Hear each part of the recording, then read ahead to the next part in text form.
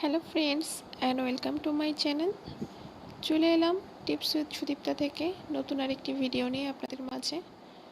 তো আজ আমি আপনাদের সাথে শেয়ার করব গাছ নিয়ে কিছু টিপস।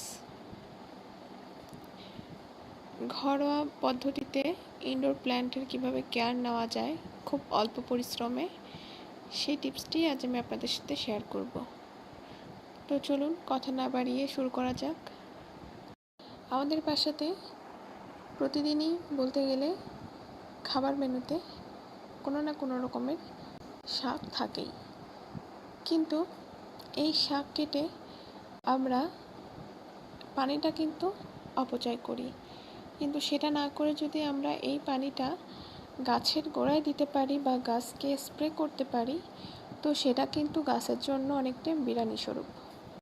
এই শাক ধোয়া পানিতে থাকে স্বল্প পরিমাণে সার, যেটা গাছের জন্য গুরুত্বপূর্ণ। এছাড়াও শাক ধোয়া পানিতে যেই উপাদানগুলি থাকে সেটা গাছের বিকাশ ত্বরান্বিত করে এবং ফলন উন্নত করে। এই শাক ধোয়া পানিতে এত পরিমাণে উপকারী উপাদান রয়েছে যেটা বলে শেষ করা যাবে না।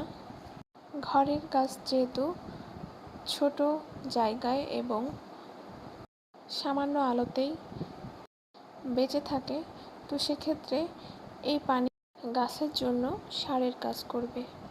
উদ্ভিদের যে কোনো সময় স্বল্প পরিমাণে পানি ও পুষ্টির প্রয়োজন হয়।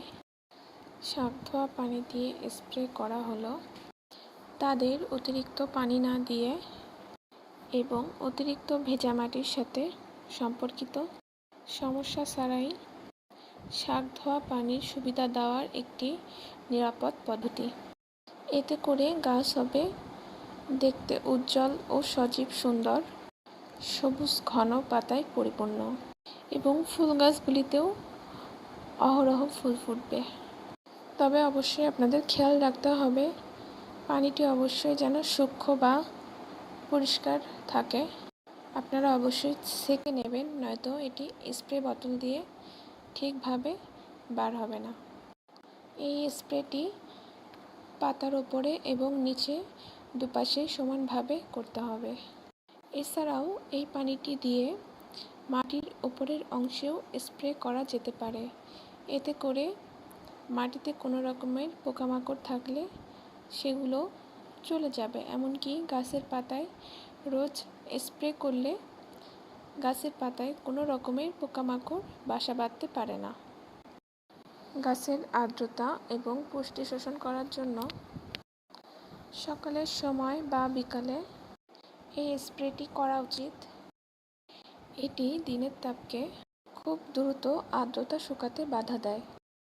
শাক ধোয়া পানিতে থাকা স্টার্চগুলি উদ্ভিদকে প্রয়োজনীয় কার্বোহাইড্রেট সরবরাহ করে, যা শক্তির প্রয়োজন না হওয়া পর্যন্ত কোষের ঝিল্লিতে সংরক্ষণ করা যেতে পারে।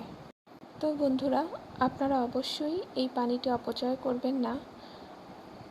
এটি আপনার নির্জীব ও প্রাণহীন গাছকে সজীব, সবুজ ও প্রাণবন্ত করতে সাহায্য করবে। এই অল্প মাটিতে তৈরি হওয়া গাছগুলো এত সুন্দর হয়ে উঠবে যেটা আসলেই কল্পনার বাইরে।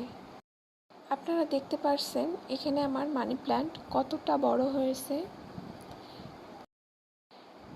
এটা রোদ ছাড়াই শুধুমাত্র সামান্য আলোতে এবং সামান্য মাটিতেই এত সুন্দরভাবে গ্রো করছে।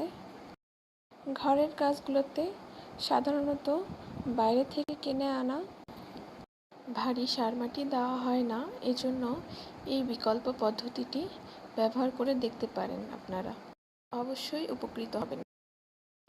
তো আজকের ভিডিওটি এখানেই শেষ করছি।